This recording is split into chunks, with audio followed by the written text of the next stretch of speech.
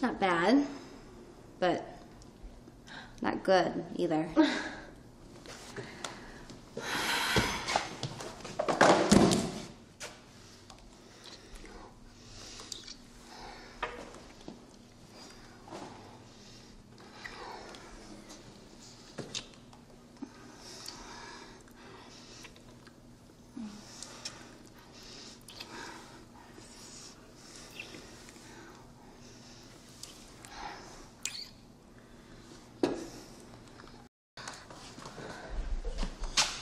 Now you two try.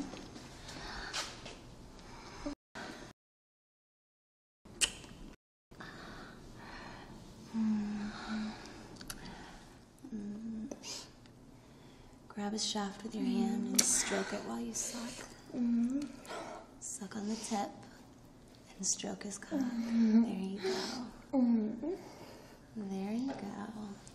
Oh my God, am I doing it right? You're doing good.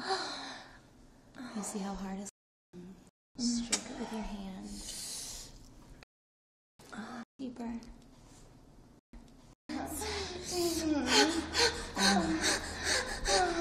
Feed that pussy too. Oh, yes. Oh, yes.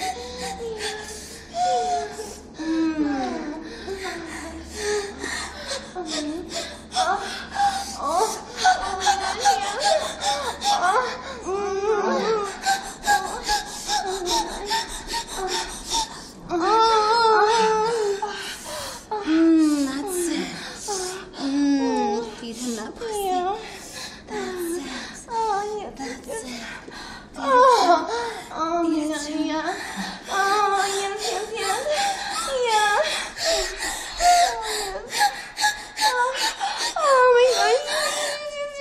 Oh, my God. That's it. Feed him that pussy. Spread that ass open for him. Yeah. Spread that ass open. Feed him that pussy.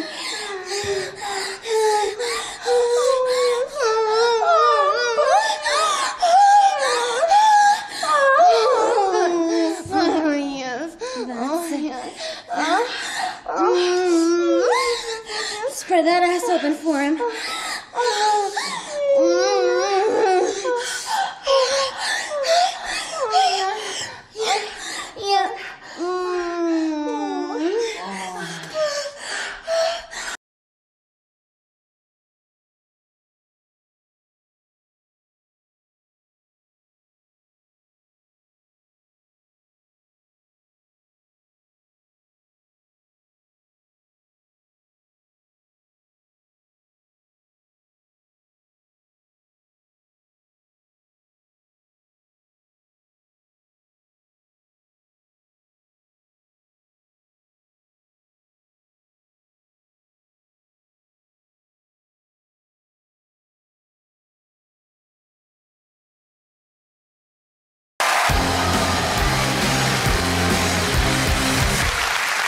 Tonight's guest is a BAFTA-winning actor who's been lauded as one of the most exciting young British talents in Hollywood. If you don't tell me bears they are hiding, then I have no choice but to shoot you and your cat. Do you have any last requests? I'm skills. Oh my God. Will you tell us what the hell's going on? Just tell us what happened. Bit me on my balls. Let me see it. Kenny, let me see it. I can't feel my bingo.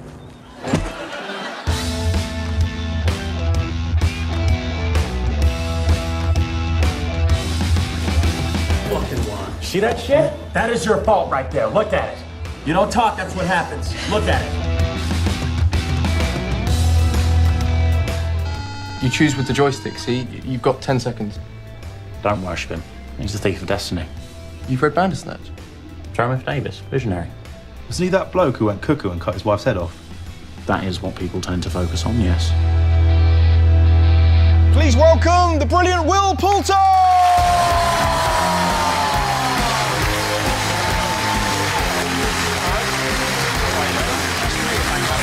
Pleasure.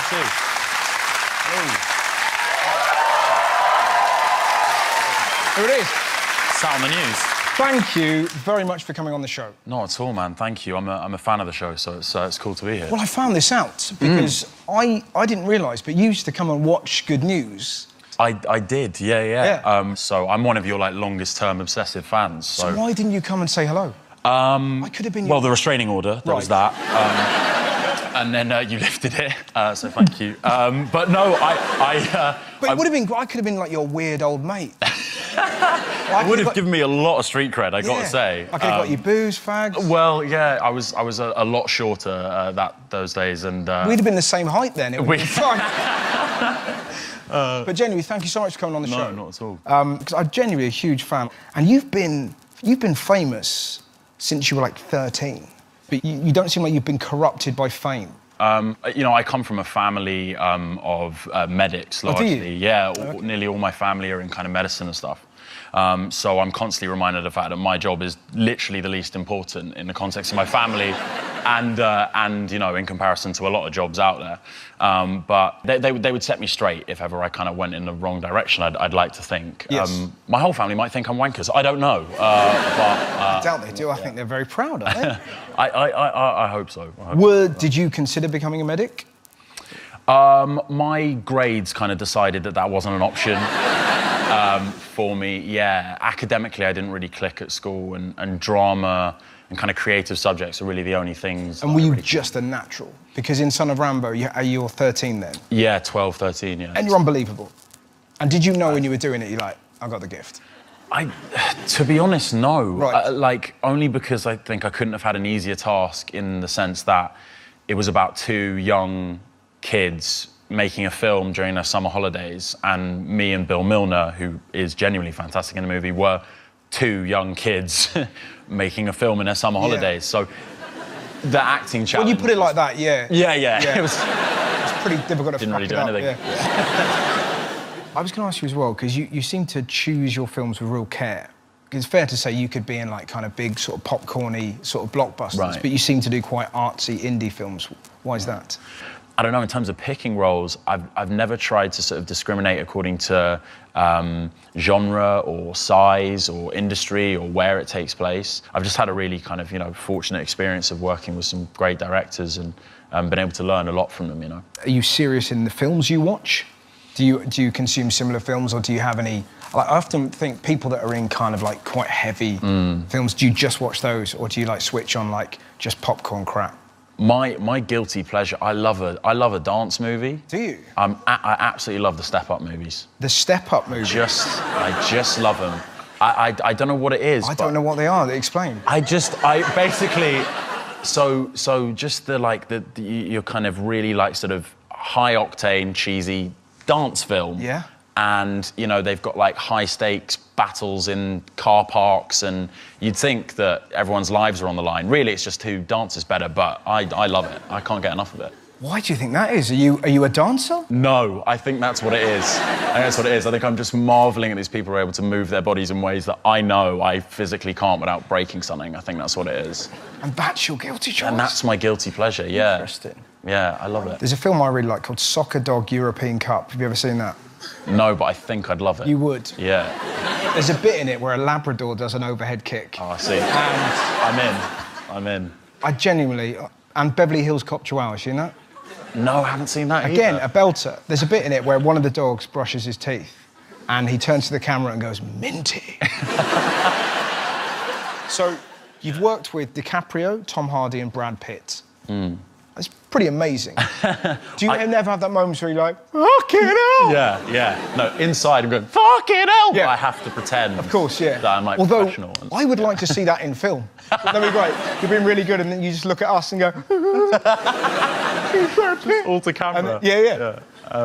No, you know, that's crazy for me. Internally, I'm often freaking out. Right. And I'm having to kind of bottle, you know, a lot of that. I will say that my first scene shooting with Brad Pitt, I could not have made more of a pig's ear of it if I tried. Why was that? I just kept talking complete gibberish, and I was so nervous. And I'm playing a US Marine, and I had to kind of report to him, and I'd stand there and I'd like, you know, in my eyes, like nail the stance, whatever, and then I just go, and Brad Pitt was looking at me going, and I did several takes of Schlevlergerle, and what did you have to say?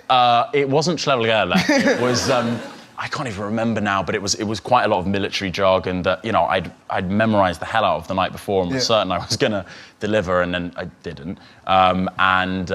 He said something that will stay with me forever. He just said, "Oh, no worries." He said, "We've only got to get one right," and I was like, "Thanks, Brad Pitt." And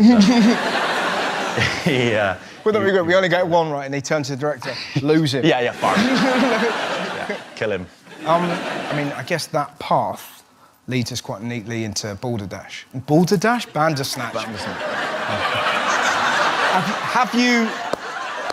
I mean, if that doesn't stay in, nothing does. Have you played Balderdash?